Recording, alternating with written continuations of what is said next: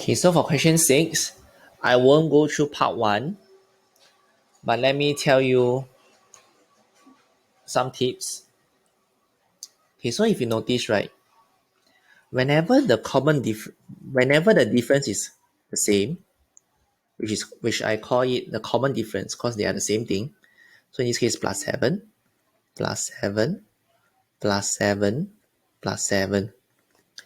Whenever the common difference is the same, actually there's a like so-called formula in order to write down what is the algebraic expression. So this is some thing for you to know. But if you find it's too confusing, you can always go back to the 3 tips given to you. It's slightly longer, but at least it makes some sort of sense for you. Okay, so if you notice, right, for the expression in terms of n term, there actually is a pattern to it. So my first number, okay, let me use a different highlighter to highlight the green color highlight. So the one highlighted in green is always the first term of the expression. So it's the first term. And the one highlighted in blue, this is actually the common difference. That means between each term, what is the difference? And this can only work when the difference is the same. That means for example in this case, plus 7, plus 7, plus 7. While in question 5, it also applies the same thing also, because the subsequent number is minus 9, minus 9, minus 9. So the one highlighted in blue will be the common difference. So the common means same. And it will always multiply with n minus 1. Why? Because if you notice in question 5, the multiple of 9, right, will always be like reduced by 1 as compared to the position. So for example, whenever it's the first term, the multiple of 9 is 0. In the second term, the multiple of 9 is 1. When it's a third term, the multiple of 9 is 2. So for this case, right, for this general expression here, it will be n minus 1. So that means the position, if it's in the n position, the multiple of this common difference will be n minus 1.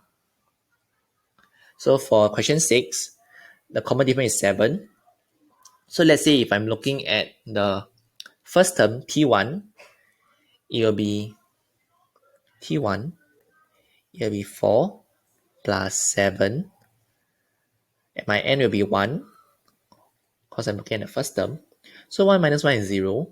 So I get T1 equals to 4, which match the number sequence in the question 6.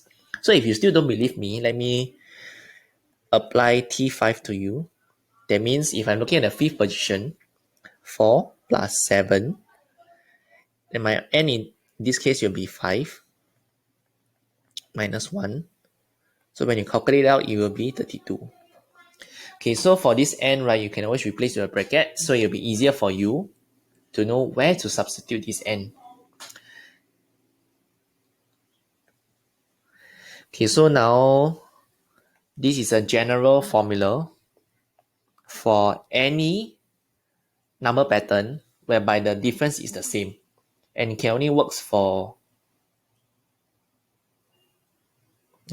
and when all the number where all the common difference is the same.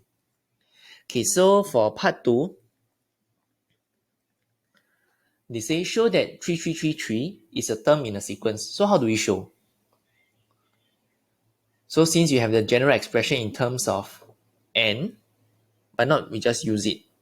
So I know that every single term in a sequence will obey this general expression here, 7n minus 3.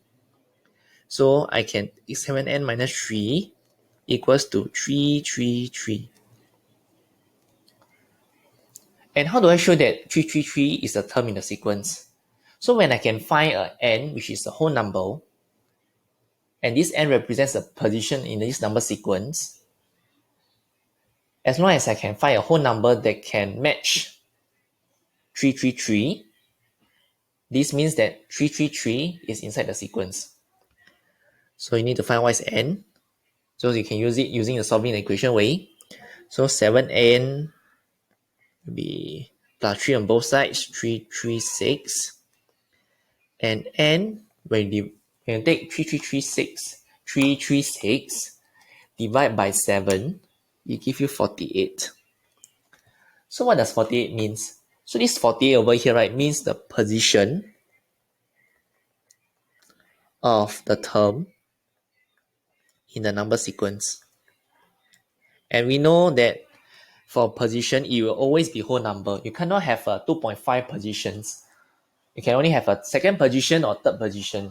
So there's no such thing called 2.5 position. So when n give you a whole number, it tells you that this particular number is present in this number sequence. That means it is inside this number sequence. It is part of this number sequence.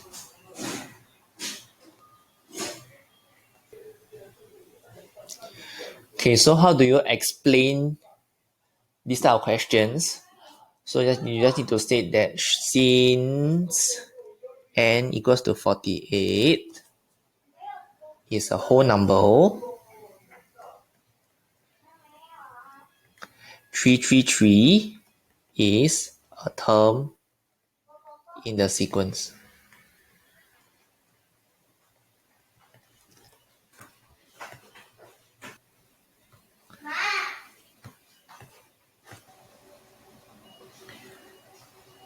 Okay, so let me conclude for such questions.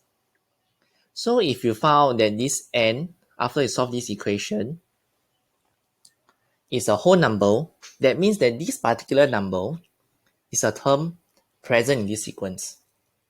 For example, first, second, third, fourth, fifth, 99 position, 100 position, so on and so forth. That means this n represents a position in this number sequence. But if this n, right, when you calculate out, it's not a whole number, it can be a decimal, it can be a fractions, it means that this particular number that you are equating it to, so for this case, we're equating it to 333. So if let's say the number that you equate to is not 333, for example, it's 332. Okay, let me work out some example for you. So 7n minus 3 equals to 332.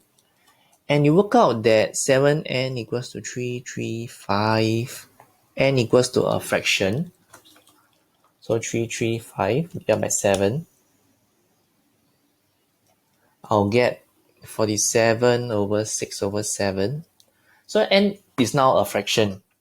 So for this case, right, it will tell me that since n equals to this number here, 47 over 6 over 47 whole and 6 over 7, is not a whole number.